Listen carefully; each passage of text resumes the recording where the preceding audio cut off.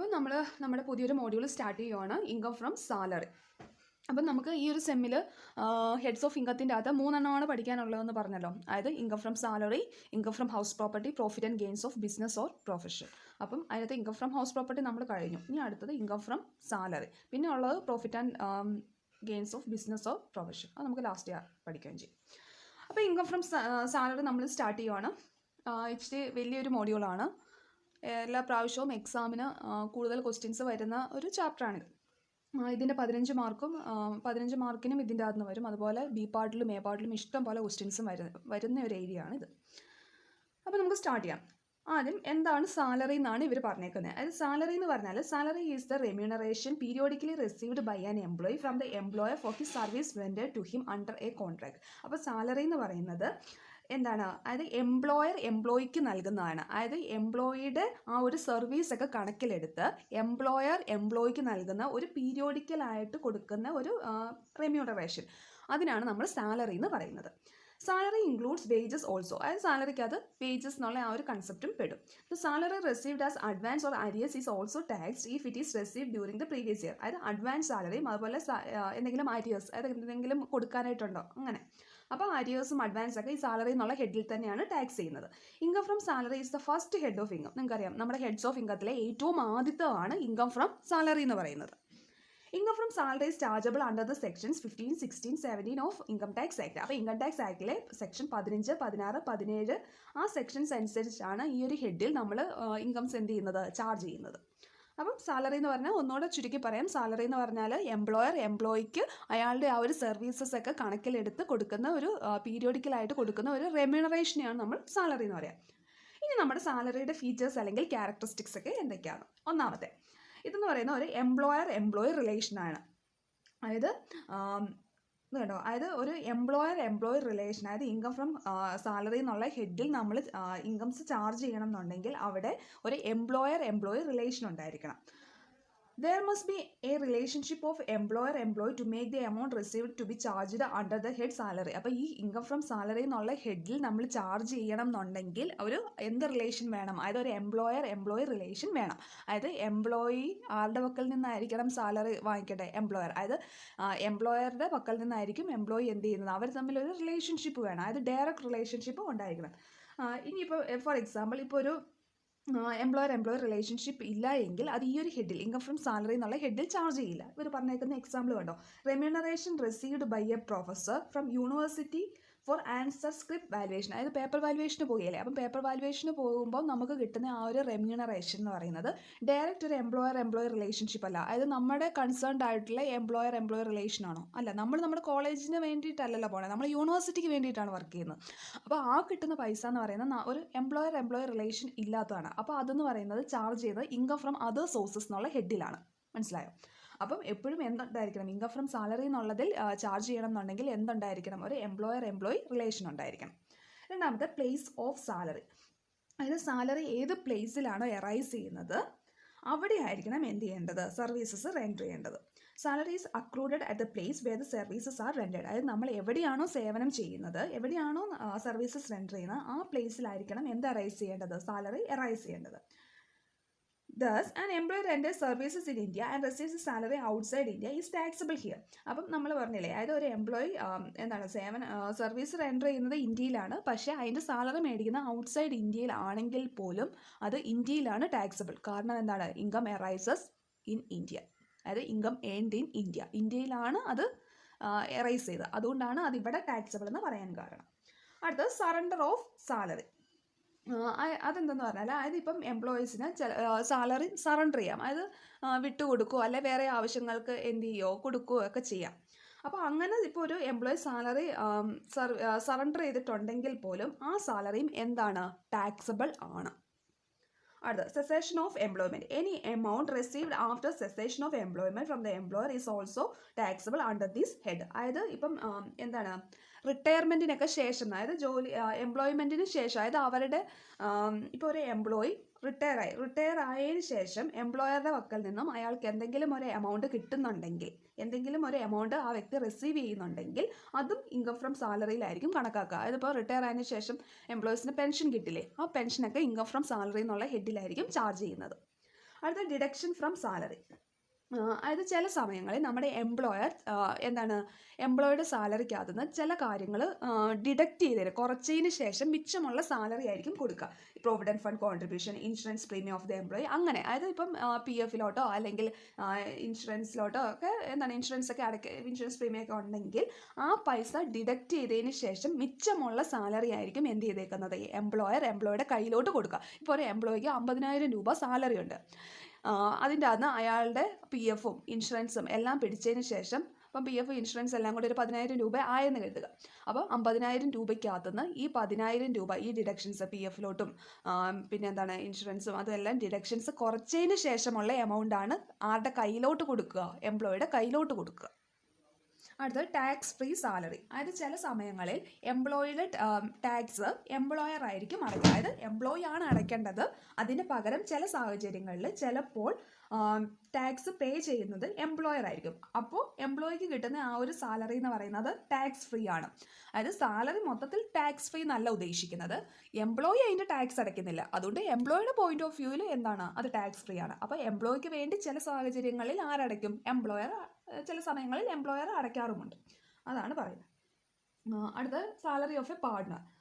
Any salary received by a partner from a firm is not chargeable under the head salaries. അതിപ്പോൾ ഒരു ഫെയിമിലെ പാർട്ട്ണർക്ക് salary കിട്ടുന്നുണ്ടെങ്കിൽ അത് ഈ ഒരു ഹെഡിലല്ല charge ചെയ്യുന്നത്, അത് income from profit and gains of business or profession എന്നുള്ള ഹെഡിലാണ് charge ചെയ്യുന്നത്. അതായത് ഫെയിമിൻ്റെ കേസാണ് പറയുന്നത്. ഫെയിമിലെ പാർട്ട്നേഴ്സിന് സാലറി കിട്ടുന്നുണ്ടെങ്കിൽ, സാലറി അവർ റിസീവ് ചെയ്യുന്നുണ്ടെങ്കിൽ അത് ഈ ഹെഡിൽ ചാർജ് ചെയ്യില്ല, പകരം profit and gains of business or profession എന്നുള്ള ഹെഡിലായിരിക്കും ചാർജ് ചെയ്യുന്നത്. അടുത്ത ഫാമിലി പെൻഷൻ. ഫാമിലി പെൻഷനും ഇപ്പോൾ ഒരു വ്യക്തിയുടെ ഫാമിലി മെമ്പേഴ്സോ അല്ലെങ്കിൽ അയാളുടെ വിഡോയോ ആരെങ്കിലും ഫാമിലി പെൻഷൻ റിസീവ് ചെയ്യുന്നുണ്ടെങ്കിൽ അത് ഇൻകം ഫ്രം അതർ സോഴ്സസ് എന്നുള്ള ഹെഡിലായിരിക്കും ചാർജ് ചെയ്യുക. അപ്പോൾ ഇത്രയാണ് സാലറിയുടെ ഫീച്ചേഴ്സ് എന്ന് പറയുന്നത്. അടുത്ത് സാലറിയുടെ ഡെഫിനിഷൻ. അപ്പം ഡിഫൈൻ സാലറി എന്ന് ചോദിച്ചിട്ടുണ്ട്, ഈ 9 പോയിന്റ് വേണം എഴുതാനായിട്ട്. ഡിഫൈൻ സാലറി എന്ന് ചോദിച്ചാൽ അതല്ലാതെ നമ്മുടേതായ സെൻറ്റൻസിൽ സാലറി എന്താണെന്നല്ല എഴുതണ്ടേ, ഡിഫൈൻ. അതായത് ഇൻകം ടാക്സിൻ്റെ ഇപ്പം നമ്മുടെ ഈ ഒരു പേപ്പറിനകത്ത് നമുക്ക് കത്തിയടിക്കാൻ പറ്റും എന്നുണ്ടെങ്കിലും ആ ടേംസ് കറക്റ്റായിട്ടാണ് നമുക്ക് നോക്കുന്ന അവരുടെ കയ്യിൽ കീ ഇരിക്കുക. അപ്പം ഡിഫൈൻ എന്നൊക്കെ ചോദിക്കുമ്പോൾ ഇതുപോലെ തന്നെ നമ്മൾ എഴുതിയാലേ നമുക്ക് ഫുൾ മാർക്ക് സ്കോർ ചെയ്യാൻ പറ്റുള്ളൂ. അപ്പം ഡിഫൈൻ സാലറി എന്ന് ചോദിച്ചിട്ടുണ്ട്, ഈ 9 ഐറ്റംസ് ആണ് എഴുതേണ്ടത്.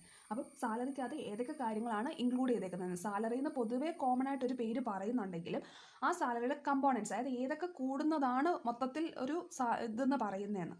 അപ്പം സാലറിക്കകത്ത് വേജസ് ഇൻക്ലൂഡഡ് ആണ്, ആന്യൂറ്റി ഓർ പെൻഷൻ നമ്മൾ പറഞ്ഞായിരുന്നു, അതായത് പെൻഷൻ കിട്ടുന്നതും ഈ ഒരു ഹെഡിലാണ് ചാർജ് ചെയ്യുന്നത്. പിന്നെ ഗ്രാറ്റുവിറ്റി, ലീവ് എൻകാഷ്മെൻറ്റ്, പിന്നെ സാലറിക്ക് പുറമെ എംപ്ലോയിക്ക് എന്തെങ്കിലും കമ്മീഷനോ ബോണസോ അലവൻസോ അങ്ങനെ എന്തെങ്കിലും കിട്ടുന്നുണ്ടെങ്കിൽ അത്, പിന്നെ അഡ്വാൻസ് അല്ലെങ്കിൽ അരിയേഴ്സ് ഓഫ് സാലറിയും ഇൻകം ഫ്രം സാലറി എന്നുള്ള ഹെഡിൽ ടാക്സബിൾ ആണ്. പിന്നെ റെക്കഗ്നൈസ്ഡ് പ്രൊവിഡൻറ്റ് ഫണ്ടിൽ കോൺട്രിബ്യൂട്ട് ചെയ്യുന്നുണ്ടെങ്കിൽ അത്, അൺറെക്കഗ്നൈസ്ഡ് പ്രൊവിഡൻറ്റ് ഫണ്ട് കോൺട്രിബ്യൂട്ട് ചെയ്യുന്നുണ്ടെങ്കിൽ അത്, പിന്നെ നമ്മുടെ സെൻട്രൽ ഗവൺമെൻറ്റിൻ്റെ പുതിയ ന്യൂ പെൻഷൻ സ്കീമിൽ കോൺട്രിബ്യൂട്ട് ചെയ്യുന്നുണ്ടെങ്കിൽ അത്, ഇതെല്ലാം കൂടെ ഇൻക്ലൂഡ് ചെയ്യുന്നതിനെയാണ് നമ്മൾ മൊത്തത്തിൽ എന്തെന്ന് പറയുക, സാലറി എന്ന് പറയുക.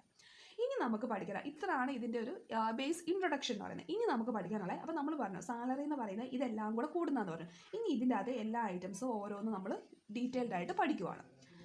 അപ്പം ആദ്യം നമ്മൾ ഇതിൻ്റെ അകത്ത് ഓരോ കാര്യങ്ങൾ ഓരോന്നായിട്ട് പഠിക്കും. അതിനുശേഷം ഇതെല്ലാം കൂടിയുള്ള ക്വസ്റ്റ്യനാണ് നമുക്ക് 15 മാർക്കിന് വരികയും ചെയ്യുന്നത്. അപ്പോൾ ഇതിൻ്റെ അത് ഓരോ കാര്യങ്ങളാണ് ഇനി നമ്മൾ ഡീറ്റെയിൽഡ് ആയിട്ട് പഠിക്കുന്നതെന്ന് പറഞ്ഞാൽ നമുക്ക് ആദ്യം ആന്യൂറ്റി ആൻഡ് പെൻഷൻ എന്നാന്നുള്ളത് നോക്കാം. ഓരോന്നിൻ്റെ പഠിക്കുമ്പോൾ അതിൻ്റേതായ കണക്കുകളുണ്ട്. എന്നിട്ട് ഈ കണക്കുകളെല്ലാം കൂടെ ഉള്ളതാണ് നമുക്ക് 15 മാർക്കിന് ചോദിക്കുന്നത്. അപ്പോൾ ഓരോന്ന് പഠിക്കുമ്പോഴും അത് കഴിഞ്ഞു എന്നോർത്ത് വിട്ട് കളയരുത്, നമ്മുടെ ഓർമ്മയിൽ അല്ലെങ്കിൽ ഇടയ്ക്കിടയ്ക്ക് നമ്മൾ റിവൈസ് ചെയ്തുകൊണ്ടിരിക്കണം. ഇതെല്ലാം കൂടെ കൂടുന്ന ക്വസ്റ്റ്യനാണ് നമുക്ക് ലാസ്റ്റ് വരുന്നത്. നല്ല ഇൻട്രസ്റ്റിംഗ് ആയിട്ടുള്ള ചാപ്റ്ററാണ്. ചെറിയ കണക്കുകൾ ആദ്യം വരും, എന്നിട്ട് ലാസ്റ്റ് എല്ലാം കൂടെ വരുന്ന പ്രോബ്ലംസ്. അപ്പോൾ ആദ്യം നമ്മൾ ആന്യൂറ്റി ആൻഡ് പെൻഷനെ പറ്റിയിട്ടാണ് പഠിക്കുന്നത്. അപ്പോൾ ആന്യൂറ്റി ഓ പെൻഷൻ. ആന്യൂറ്റി എന്ന് പറഞ്ഞിട്ടുണ്ടെങ്കിൽ ആന്യൂറ്റി നമ്മൾ സാലറി ആയിട്ടാണ് ട്രീറ്റ് ചെയ്യുന്നത്. ആന്യൂറ്റി എന്ന് പറഞ്ഞിട്ടുണ്ടെങ്കിൽ ഒരു ആനുവൽ റെസിപ്റ്റ് ആണ്. അതായത് ഇപ്പോൾ ഒരു പ്രസൻറ്റ് എംപ്ലോയറുടെ കയ്യിൽ നിന്നാണ് ആന്യൂറ്റി റിസീവ് ചെയ്യുന്നതെങ്കിൽ അത് ടാക്സബിൾ ആണ്. ഇനി നമ്മൾ ഡീറ്റെയിൽ ആയിട്ട് പെൻഷൻ എന്താണെന്നാണ് പറയുന്നത്. അതായത് കമ്മ്യൂട്ടഡ് പെൻഷനെ പറ്റിയിട്ട് തന്നെ നമുക്ക് കൂടുതൽ പഠിക്കാനായിട്ടുള്ളത്. അപ്പം പെൻഷൻ എന്ന് പറഞ്ഞിട്ടുണ്ടെങ്കിൽ അതൊരു നമ്മുടെ എംപ്ലോയിയുടെ പാസ്റ്റ് സർവീസ്, അതായത് പഴയ സർവീസൊക്കെ കണക്കിലെടുത്ത് എംപ്ലോയിക്ക് നൽകുന്ന ഒരു പീരിയോഡിക് പേയ്മെൻറ്റിനാണ് നമ്മൾ പെൻഷൻ എന്ന് പറയുന്നത്, റിട്ടയർമെൻറ്റിന് ശേഷം കേട്ടോ. അപ്പോൾ പെൻഷൻ എന്ന് പറഞ്ഞാൽ ഒന്നുകൂടെ പറയാം, അതായത് നമ്മുടെ റിട്ടയർമെൻറ്റിന് ശേഷം എംപ്ലോയിയുടെ പാസ്റ്റ് സർവീസ് കണക്കിലെടുത്ത് എംപ്ലോയർ എംപ്ലോയിക്ക് നൽകുന്ന ഒരു പീരിയോഡിക് പേയ്മെൻറ്റ്, അതിനാണ് നമ്മൾ പെൻഷൻ എന്ന് പറയുന്നത്. അപ്പോൾ റിട്ടയർമെൻറ്റിന് ശേഷമാണ് ആർക്ക് കൊടുക്കുന്നത്? എംപ്ലോയർ എംപ്ലോയിക്ക് കൊടുക്കുന്നു ഒരു പീരിയോഡിക് പേയ്മെൻറ്റ്, അതായത് മാസാമാസം കൊടുക്കുന്ന ഒരു തുകയ്ക്കാണ് എന്തെന്ന് പറയുക, പെൻഷൻ എന്ന് പറയാം. ഇനി എന്താണ് കമ്മ്യൂട്ടഡ് പെൻഷൻ എന്നുള്ളത്? കമ്മ്യൂട്ടഡ് പെൻഷനെ വെച്ചിട്ടാണ് നമുക്ക് ഇനി പ്രോബ്ലം ചെയ്യാനായിട്ടുള്ളത്. അപ്പോൾ എന്താണ് കമ്മ്യൂട്ടഡ് പെൻഷൻ എന്ന് പറയുന്നത്? Commutation means interchange. When an employee surrenders his right to receive monthly pension fully or partially for a lump sum amount, it is called commuted pension. അതായത് pension എന്ന് പറയുന്നത് മാസാമാസം എന്താണ് ഒരു വ്യക്തിക്ക് കിട്ടുന്നതാണ്. അയാളുടെ സർവീസ് കണക്കിലെടുത്ത് എംപ്ലോയിക്ക് എന്താണ് പീരിയോഡിക് ആയിട്ട് കൊടുക്കുന്ന പേയ്മെൻറ്റിനാണ് പെൻഷൻ എന്ന് പറയുന്നത്. ഈ കമ്മ്യൂട്ടഡ് പെൻഷൻ എന്താണെന്ന് പറഞ്ഞാൽ ഇപ്പോൾ അവർക്ക് മന്ത്ലി പെൻഷൻ ഫുള്ളി അല്ലെങ്കിൽ പാർഷ്യലി മന്ത്ലി പെൻഷൻ മൊത്തത്തിൽ കിട്ടുന്ന പെൻഷൻ മൊത്തത്തിൽ അല്ലെങ്കിൽ പാർഷ്യലി അവർ സറണ്ടർ ചെയ്തിട്ട് അവർ ആദ്യം തന്നെ അവരെന്ത് ചെയ്യും, മൊത്തത്തിൽ ഒരു ലംസം എമൗണ്ട് ഇങ്ങോട്ട് മേടിക്കും. അതായത് മാസം 10,000 രൂപ വെച്ച് എല്ലാ മാസവും ഉള്ളത് അവർ മാസം 10,000 രൂപ വേണ്ടെന്ന് വെച്ച് ചെറിയൊരു തുക, ഇപ്പം 3,000-4,000 വല്ലതും ആക്കിയിട്ട് അവർ തുടക്കത്തിൽ തന്നെ ഒരു ഇത്ര വർഷത്തേക്കുള്ള ഒന്നിച്ച് അവർ കമ്മ്യൂട്ട് ചെയ്ത് ഒരു വലിയ തുക മേടിക്കും. അപ്പോൾ അതിനാണ് കമ്മ്യൂട്ടേഷൻ എന്ന് പറയുന്നത്. എന്നിട്ട് പിന്നെ ബാലൻസ് അവർക്ക് കിട്ടുന്ന പെൻഷൻ ഉണ്ട്. അപ്പം 10,000 രൂപയാണ് മൊത്തം പെൻഷൻ. അവരൊരു 10,000 രൂപയുടെ ഒരു 1/2 കമ്മ്യൂട്ട് ചെയ്തെന്ന് കരുതുക. 10,000 1/2 കമ്മ്യൂട്ട് ചെയ്തു. അപ്പോൾ 5,000 റുപ്പീസാണ് ഇവർ കമ്മ്യൂട്ട് ചെയ്തേക്കുന്നത് ഓരോ മാസം. അങ്ങനെ ഒരു 10 വർഷത്തേക്ക് കമ്മ്യൂട്ട് ചെയ്തെങ്കിൽ ആ 10 വർഷത്തെ പൈസ ഇവർക്ക് ഒന്നിച്ച് ആദ്യം തന്നെ കിട്ടും. ഇനി എല്ലാ മാസവും ഇവർക്ക് പെൻഷൻ 10,000 തന്നെ കിട്ടുമോ? ഇല്ല. ഇവർ 10,000-ൻ്റെ 1/2 കമ്മ്യൂട്ട് ചെയ്തു. അപ്പം 5,000 രൂപ കമ്മ്യൂട്ട് ചെയ്തു. ഇനി മിച്ചം 1/2 പോർഷൻ ഉണ്ടല്ലോ, ആ 5,000 മാത്രമായിരിക്കും ഇവർക്ക് പെൻഷനായിട്ട് കിട്ടുക. ഇനി ഈ കമ്മ്യൂട്ടഡ് പെൻഷൻ്റെ കേസസ് ആണ് പറയുന്നത്. അപ്പോൾ ഇനി കമ്മ്യൂട്ടഡ് പെൻഷൻ ആർക്കൊക്കെയാണ് എക്സംപ്റ്റ്, ആർക്കൊക്കെയാണ് ടാക്സബിൾ, എന്തോരമാണ് ടാക്സബിൾ, അങ്ങനെയുള്ള കാര്യങ്ങളൊക്കെയാണ്. അപ്പോൾ നമുക്ക് ഇതിൻ്റെ വെച്ചിട്ട് നമുക്ക് കണക്ക് ചെയ്യാനായിട്ടുള്ളതാണ്. അപ്പോൾ കമ്മ്യൂട്ടഡ് പെൻഷൻ ഹെഡിങ് കൊടുക്കുക. ആർക്കൊക്കെയാണ് എക്സംപ്റ്റ് എന്നുള്ളതാണ്. അതായത് 2 കാറ്റഗറി ആയിട്ടാണ് പറയുന്നത്. ഒന്ന് ഗവൺമെൻറ് എംപ്ലോയീസിൻ്റെ കേസ് പറയുന്നുണ്ട്, ഒന്ന് ഗവൺമെൻറ് എംപ്ലോയീസും ഒന്ന് അതേഴ്സും. അതേഴ്സ് ഉദ്ദേശിക്കുന്ന ആരായിരിക്കും? ഗവൺമെൻറ് എംപ്ലോയീസ് അല്ലാത്തവരെ. ഇനി ഗവൺമെൻറ് എംപ്ലോയീസ് ആണെങ്കിൽ അവർ റിസീവ് ചെയ്യുന്ന കമ്മ്യൂട്ടഡ് പെൻഷൻ ഫുള്ളി എക്സംപ്റ്റ് ആണ്. അതിനവർ ടാക്സ് അടയ്ക്കേണ്ട ആവശ്യം ഇല്ല. അപ്പം ഗവൺമെൻറ് എംപ്ലോയി എന്ന് പറയുന്നുണ്ടെങ്കിൽ അവർ കമ്മ്യൂട്ടഡ് പെൻഷൻ റിസീവ് ചെയ്യുന്നുണ്ടെങ്കിൽ ആ റിസീവ് ചെയ്യുന്ന ഫുൾ എമൗണ്ടും എന്താണ്? എക്സംപ്റ്റ് ആണ്. ടാക്സ് അടയ്ക്കേണ്ട ആവശ്യമില്ല. ഇനി അതേഴ്സിൻ്റെ അത് 2 രീതിയിൽ പറയുന്നുണ്ട്. അതായത് ഒന്നെന്ന് പറയുന്നത് ഗ്രാറ്റുവിറ്റി റിസീവ് ചെയ്യുന്നവർ, ദോസ് ഹു റിസീവ് ഗ്രാറ്റുവിറ്റി. ഇനി രണ്ടാമത്തെ കേസ് എന്ന് പറയുന്നത് those who do not receive gratuity. അപ്പോൾ ഒന്ന് ഗ്രാറ്റുവിറ്റി റിസീവ് ചെയ്യുന്നവരും ഒന്ന് ഗ്രാറ്റുവിറ്റി റിസീവ് ചെയ്യാത്തവരും. ഗ്രാറ്റുവിറ്റി റിസീവ് ചെയ്യുന്നവരാണെങ്കിൽ അവർ റിസീവ് ചെയ്യുന്ന കമ്മ്യൂട്ടഡ് പെൻഷൻ്റെ 1/3 എക്സംപ്റ്റ് ആണ്. 1/3 ഓഫ് അവർ റിസീവ് ചെയ്യുന്ന കമ്മ്യൂട്ടഡ് പെൻഷൻ്റെ 1/3 എക്സംപ്റ്റ് ആണ്. മനസ്സിലായോ? ഇനി ഗ്രാറ്റുവിറ്റി റിസീവ് ചെയ്യാത്ത വ്യക്തികളാണ് കമ്മ്യൂട്ടഡ് പെൻഷൻ റിസീവ് ചെയ്യുന്നതെങ്കിൽ അവർ റിസീവ് ചെയ്യുന്ന കമ്മ്യൂട്ടഡ് പെൻഷൻ്റെ 1/2 എക്സംപ്റ്റ് ആണ്. അപ്പോൾ ഇതാണ് നമ്മൾ അറിഞ്ഞിരിക്കേണ്ട കാര്യം. അപ്പോൾ ഒന്നുകൂടെ പറയാം, കമ്മ്യൂട്ടഡ് പെൻഷൻ ഗവൺമെൻറ് എംപ്ലോയീസ് ആണ് റിസീവ് ചെയ്യുന്നതെങ്കിൽ ആ കിട്ടുന്ന ഫുൾ എമൗണ്ടും എക്സംപ്റ്റ്. ഇനി കമ്മ്യൂട്ടഡ് പെൻഷൻ റിസീവ് ചെയ്യുന്നത് ഗവൺമെൻറ് എംപ്ലോയീസ് അല്ലാതെ ബാക്കി ആരെങ്കിലും ആണെങ്കിൽ അവർക്ക് ഗ്രാറ്റുവിറ്റി റിസീവ് ചെയ്യുന്നവരാണെങ്കിൽ അവരുടെ കമ്മ്യൂട്ടഡ് പെൻഷൻ്റെ 1/3 എക്സംപ്റ്റ് ആണ്. ഇനി അവർ ഗ്രാറ്റുവിറ്റി റിസീവ് ചെയ്യാത്ത വ്യക്തികളാണെങ്കിൽ അവരുടെ കമ്മ്യൂട്ടഡ് പെൻഷൻ്റെ 1/2 എക്സംപ്റ്റ് ആണ്. അപ്പോൾ റിസീവ് ചെയ്യുന്നവരാണ് 1/3 എക്സംപ്റ്റ്, റിസീവ് ചെയ്യാത്തവരാണ് ഗ്രാറ്റുവിറ്റി റിസീവ് ചെയ്യാത്തവരാണെങ്കിൽ 1/2 എക്സംപ്റ്റ്. അപ്പോൾ ഇത്രയാണ് ഇത്. ഇനി നമുക്കിത് വെച്ചിട്ട് കണക്ക് എങ്ങനെയാണ് ചെയ്യുന്നതെന്ന് നോക്കാം. അപ്പോൾ ഇനി നമ്മൾ കമ്മ്യൂട്ടഡ് പെൻഷൻ്റെ കാൽക്കുലേഷൻ നോക്കുകയാണ്. Computation of taxable value of commuted pension. അതായത് കമ്മ്യൂട്ടഡ് പെൻഷൻ്റെ എന്തുമാത്രം എമൗണ്ട് ആണ് ടാക്സബിൾ എന്നായിരിക്കും ക്വസ്റ്റ്യൻ ചോദിക്കുന്നത്. എക്സംപ്റ്റ് എന്തുമാത്രം എന്നായിരിക്കില്ല, ടാക്സബിൾ എന്തുമാത്രമാണ്. അപ്പം ക്വസ്റ്റ്യൻ നന്നായിട്ട് വായിച്ചു നോക്കുക, എക്സംപ്റ്റ് ആണോ ടാക്സബിൾ എമൗണ്ട് ആണോ എന്ന് നമ്മൾ ശ്രദ്ധിക്കണം. അങ്ങനെയാണെങ്കിൽ ഫോർമാറ്റ് എന്ന് പറയുന്നത് ഫോർമാറ്റ് ആയിട്ടൊന്നുമില്ല, ജസ്റ്റ് കണക്കൂട്ടി എഴുതുന്നേ ഉള്ളൂ, എന്നാലും ഒന്ന് ജസ്റ്റ് കാണിക്കാം. അപ്പോൾ computation of taxable value of commuted pension heading കൊടുക്കുക. അതിന് ശേഷം കമ്മ്യൂട്ടഡ് പെൻഷൻ റിസീവ്ഡ് എഴുതുക. കമ്മ്യൂട്ടഡ് പെൻഷൻ റിസീവ്ഡ്, അത് ക്വസ്റ്റിനെ പറയും. അതായത് കമ്മ്യൂട്ടഡ് പെൻഷൻ അവർ ഇത്ര രൂപയാണ് റിസീവ് ചെയ്തത്. അതിൻ്റെ അകത്ത് എക്സംഷൻ കുറയ്ക്കുക.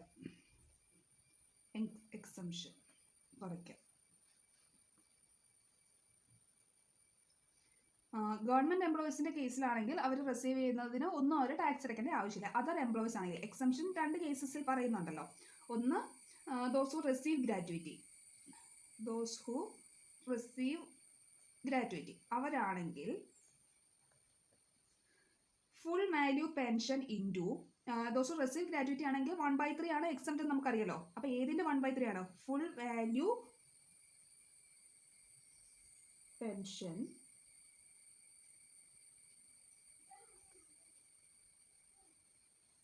ഇൻറ്റു 1/3. ഓർ ബി ദോസു ക്വസ്റ്റിനിൽ ഏതെങ്കിലും ഒന്നേ വരുള്ളൂ കേട്ടോ. ഞാനിവിടെ ജസ്റ്റ് കാണിക്കുന്നതുകൊണ്ടാണ് രണ്ടും കാണിക്കുന്നത്. Those who do not receive gratuity full value pension into 1/2. അപ്പോൾ ഇതിലേതെങ്കിലും ഒന്നേ വരുള്ളൂ, ഇതിലേതെങ്കിലും ഒന്നേ ക്വസ്റ്റിനിൽ ഉണ്ടാവുള്ളൂ. അപ്പോൾ ഫുൾ വാല്യൂ പെൻഷന് ഇതിലേതെങ്കിലും ഒന്ന് കാണും. അത് നമ്മൾ കുറച്ച് എഴുതുന്നതാണ് taxable commuted pension. Taxable commuted pension. ഇനി ഈ ഫുൾ വാല്യൂ പെൻഷൻ ഇൻറ്റു 1/2 എന്നാണ്. ഈ ഫുൾ വാല്യൂ പെൻഷൻ എങ്ങനെയാണ് കണ്ടുപിടിക്കുന്നതെന്ന് ക്വസ്റ്റ്യൻ ചെയ്യുമ്പോൾ ഞാൻ പറഞ്ഞു തന്നോളാം. അപ്പം കമ്മ്യൂട്ടഡ് പെൻഷൻ്റെ ടാക്സബിൾ എമൗണ്ട് കണ്ടുപിടിക്കാനുള്ള ഫോർമാറ്റ് ആദ്യം കമ്മ്യൂട്ടഡ് പെൻഷൻ റിസീവ് ചെയ്ത് എത്രയാണോ അത് എഴുതുക. അതിനുശേഷം എക്സംഷൻ കുറയ്ക്കായത് ഗ്രാറ്റുവിറ്റി റിസീവ് ചെയ്യുന്നവരാണെങ്കിൽ ഫുൾ വാല്യൂ പെൻഷൻ്റെ 1/3 ലെസ് ചെയ്യുക. ഗ്രാറ്റുവിറ്റി റിസീവ് ചെയ്യാത്തവരാണെങ്കിൽ ഫുൾ വാല്യൂ പെൻഷൻ്റെ 1/2 ലെസ് ചെയ്യുക. ഇതിലേതെങ്കിലും ഒരു ക്വസ്റ്റിന് ഒരു കേസേ ഉണ്ടാവുള്ളൂ, അത് കുറയ്ക്കുക. അപ്പം ഫുൾ വാല്യൂ കമ്മ്യൂട്ടഡ് പെൻഷൻ റിസീവ്ഡിൻ്റെ ആണ് ഇതിലേതെങ്കിലും ഒന്ന് കുറയ്ക്കുമ്പോൾ കിട്ടുന്നതാണ് ടാക്സബിൾ കമ്മ്യൂട്ടഡ് പെൻഷൻ. ഇനി നമുക്കൊരു ക്വസ്റ്റ്യൻ നോക്കാം. ഇതുണ്ടോ illustration number 4. Mister Ramesh retired from service on 31 December 2018. അപ്പോൾ നമ്മൾ ഇതിൻ്റെ പ്രീവിയസ് ഇയറും ഏതായിരിക്കും, ഇതിൻ്റെ ഇയർ ഏതായിരിക്കും? 1/4/2018 ടു 31/3/2019 ആയിരിക്കും ഇയർ. അതിനിടെ വരുന്നതാണല്ലോ. അത് നമ്മളൊന്ന് മനസ്സിലാക്കി വെക്കാം. His monthly pension was fixed at 6,000 per month. അതായത് ഇയാൾ റിട്ടയറായി, ഇയാളുടെ മന്ത്ലി പെൻഷൻ എന്ന് പറയുന്നത് പ്രതിമാസം 6,000 രൂപയാണ്. ഇയാളുടെ പെൻഷൻ്റെ 1/2 കമ്മ്യൂട്ട് ചെയ്തു ആൻഡ് റിസീവ്ഡ് 2,70,000. അപ്പം ഇയാൾക്ക് മാസം 6,000 രൂപ പെൻഷനുണ്ട്. ഇയാൾ അതിൻ്റെ 1/2 കമ്മ്യൂട്ട് ചെയ്തതിന് ശേഷം ഇയാൾക്ക് 2,70,000 രൂപ കിട്ടി. അപ്പം കമ്മ്യൂട്ട് ചെയ്ത് 2,70,000 ആണ്. അപ്പം ഇയാളുടെ ഫുൾ വാല്യൂ പെൻഷൻ ഈ ക്വസ്റ്റിനെ പറഞ്ഞിട്ടില്ല. Compute his taxable computed pension for the previous year and his normal pension if he is a government employee, a private employee who receive gratuity, a private employee who do not receive gratuity. അപ്പോൾ നമുക്ക് ഇയാൾ government employee ആണെങ്കിൽ എങ്ങനെ treat ചെയ്യും, ഇയാൾ gratuity receive ചെയ്യുന്ന private employee ആണെങ്കിൽ എങ്ങനെ ട്രീറ്റ് ചെയ്യും, ഇയാൾ ഗ്രാറ്റുവിറ്റി റിസീവ് ചെയ്യാത്ത പ്രൈവറ്റ് എംപ്ലോയി ആണെങ്കിൽ എങ്ങനെ ട്രീറ്റ് ചെയ്യും. അപ്പോൾ ഈ ക്വസ്റ്റ്യൻ നമുക്ക് ടാക്സബിൾ കമ്മ്യൂട്ടഡ് പെൻഷൻ കണ്ടുപിടിച്ചാൽ മതി. നമ്മളോട് ക്വസ്റ്റ്യൻ വരുമ്പോൾ അവർ ചോദിക്കുന്നത് ടാക്സബിൾ കമ്മ്യൂട്ടഡ് പെൻഷൻ കണ്ടുപിടിക്കാൻ വേണ്ടിയിട്ടാണ്. അപ്പം ഇത് ഇയാളുടെ നോർമൽ പെൻഷനൊക്കെ പറയുന്നുണ്ട്, നമുക്കതൊന്നും ആവശ്യമില്ല. നമുക്ക് ടാക്സബിൾ കമ്മ്യൂട്ടഡ് പെൻഷൻ എത്രയാണെന്ന് കാൽക്കുലേറ്റ് ചെയ്ത് നോക്കാം. അപ്പോൾ ആദ്യം ഇയാൾ ഗവൺമെൻറ് എംപ്ലോയി ആണെന്ന് പറഞ്ഞു. അപ്പം ഗവൺമെൻറ് എംപ്ലോയി ആണെങ്കിൽ അയാൾക്ക് കിട്ടുന്ന കമ്മ്യൂട്ടഡ് പെൻഷൻ എത്രയാണോ ആ ഫുൾ കമ്മ്യൂട്ടഡ് പെൻഷൻ റിസീവ് ചെയ്യുന്നതും എന്താണ്, എക്സംപ്റ്റ് ആണ്. അപ്പം ഗവൺമെൻറ് എംപ്ലോയിയുടെ നേരെ എന്ത് ചെയ്ത് വെച്ചാൽ മതി, ഫുള്ളി എക്സംപ്റ്റ് എന്ന് എഴുതി വെച്ചാൽ മതി.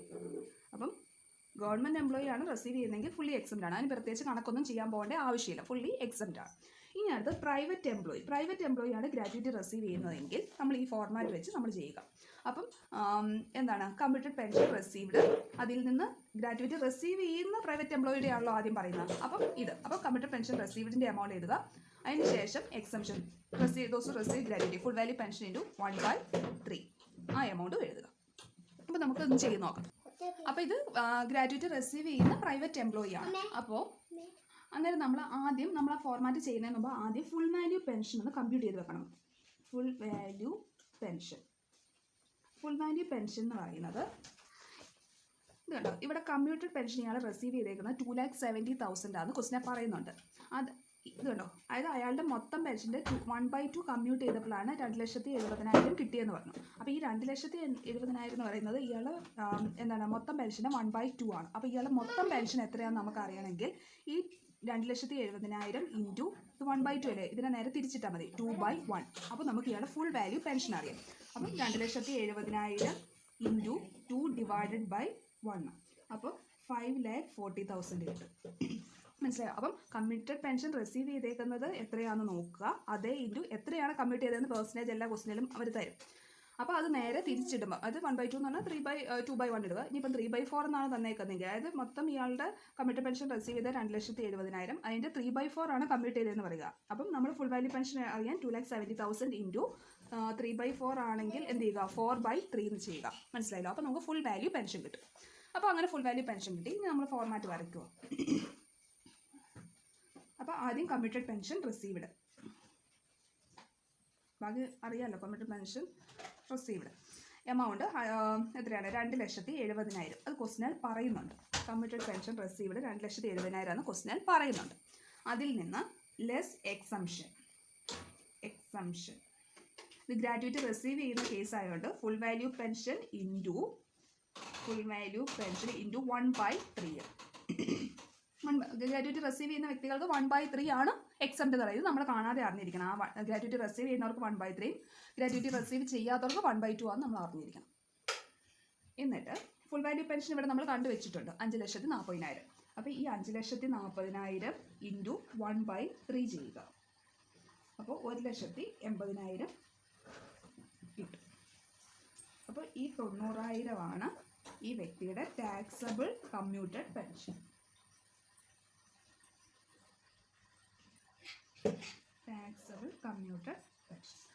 അപ്പോൾ അത് കഴിഞ്ഞു.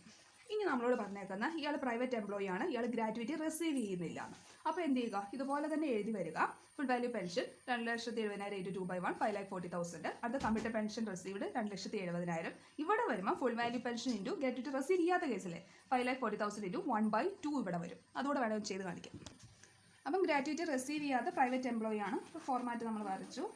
ആദ്യം കമ്മ്യൂട്ടഡ് പെൻഷൻ റിസീവ്ഡ് ക്വസ്റ്റ്യനിൽ 2,70,000.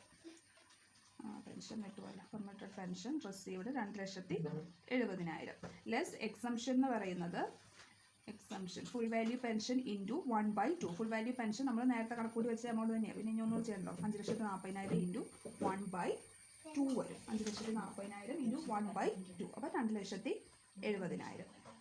അപ്പോൾ ഇയാളുടെ ടാക്സബിൾ കമ്മ്യൂട്ടഡ് പെൻഷൻ നില്ലാണ്. Taxable commuted pension. അപ്പോൾ ഇതാണ് നമ്മുടെ ഫസ്റ്റ് പോർഷൻ എന്ന് പറയുന്നത്, കമ്മ്യൂട്ടഡ് പെൻഷൻ. അപ്പോൾ ഇതിൻ്റെ വെച്ചിട്ട് ഒരു 2-3 എക്സസൈസ് ക്വസ്റ്റ്യൻസ് ഒക്കെ ഉണ്ട്. അപ്പോൾ ഇപ്പോൾ എങ്ങനെ ചെയ്തതെന്ന് മനസ്സിലായെന്ന് ഞാൻ വിശ്വസിക്കുന്നു. ഇനി എന്തെങ്കിലും ചെയ്യുന്ന കാര്യത്തിൽ ഡൗട്ട് ഉണ്ടെങ്കിൽ ചോദിച്ചാൽ മതി. എന്നിട്ട് നമുക്ക് 1-2 ക്വസ്റ്റ്യൻസ് വർക്കൗട്ടും ചെയ്യാം.